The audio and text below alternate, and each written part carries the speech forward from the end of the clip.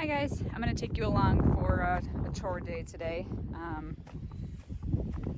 Sometimes when we share our story with people, they find it hard to believe how much work it is. And we don't really find it as work, it's just more so, it's enjoyable for us, so it's just not work.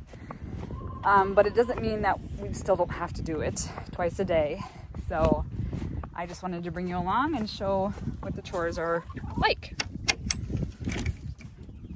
So this previously used to be our duck coop, and it's now our baby chicken coop. So when we got our layer chicks in February and March, they're now grown, but not quite big enough to be with our larger group of chickens. So we have them separated in here. So of course the main thing with any kind of animal is making sure they have enough food and water. So we'll do that now. Looks like our water's good here. We also give our chickens free choice grit. Our soil just doesn't have enough grit inside of it, and they really need that in order to keep the digestion of their feed. And yeah, that's as far as I know. And then we have their feed currently, which is a dry feed. And that's plenty for at the moment. And then we'll go and do our larger coop, or older coop flock. And somebody's squawking in there currently. I'm guessing somebody's probably laying an egg. For those of you who have chickens, I think it's common for most chickens to sing when they lay an egg. Although I'm not sure, but ours constantly do it.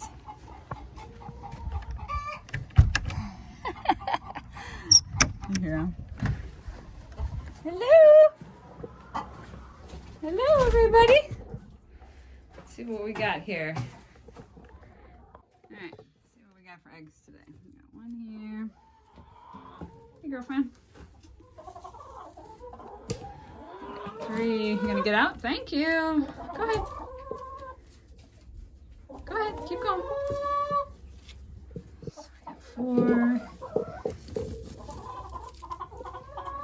6.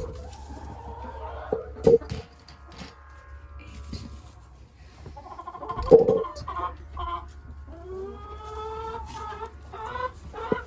All right, looks like a total of 10 eggs today. It's kind of a low day, but it's also early.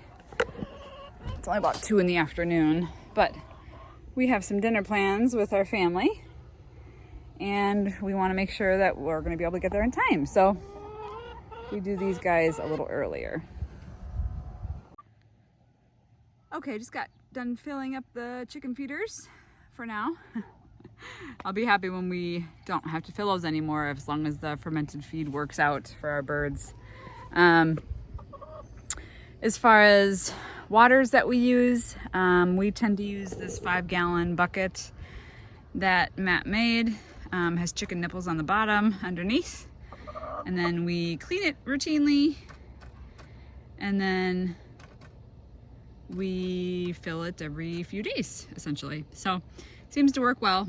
In the winter we use a heated bowl or a heated canister that has, I think it's called chicken nipple cups. Essentially it's a nipple with a cup underneath it. Worked well. What do you think? Huh?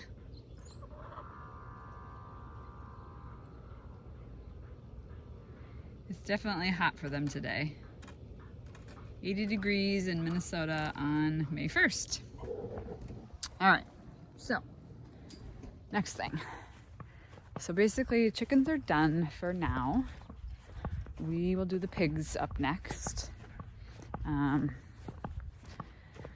We'll make sure to get them water.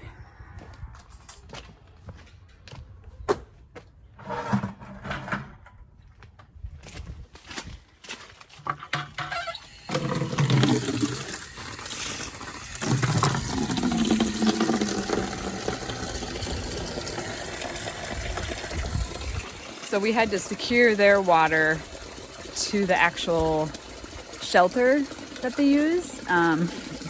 They kept tipping it over. They're so big. So Matt was able to rig something up for now. And we found as long as we keep the water nice and plump, they're not so crazy for the water, that they are satisfied, right? If they're frantic and the water's out, then they're gonna be a bit more destructive.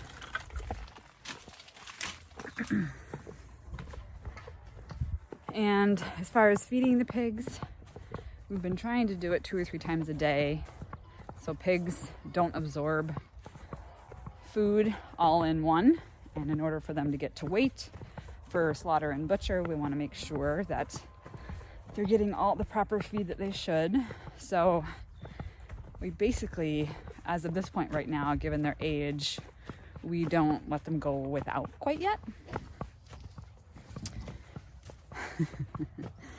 And they get a mixture of grain throughout the day, and then any kind of food scraps or food scraps that we cook down, which would be also called swill. Mostly everything is edible to them. The only thing they're not supposed to have is avocado, interestingly enough. So, and you can see our pig shelter does a pretty good job at keeping them shaded and cool. For those of you who don't know, pigs, they don't sweat. So it's really important that they have somewhere to get cool. And that's oftentimes why they like to play in water and make mud to keep them cooler.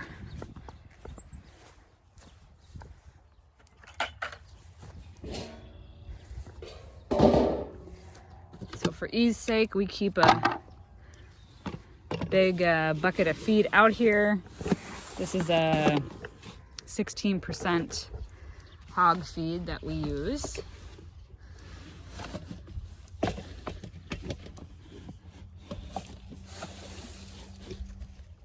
Hey, pig, pig, pig, pig, pig, pig, pig. It's funny how they eat more when you stimulate them versus, they'll be sitting here doing really nothing, and then you come down here and they know what you're going to do for them.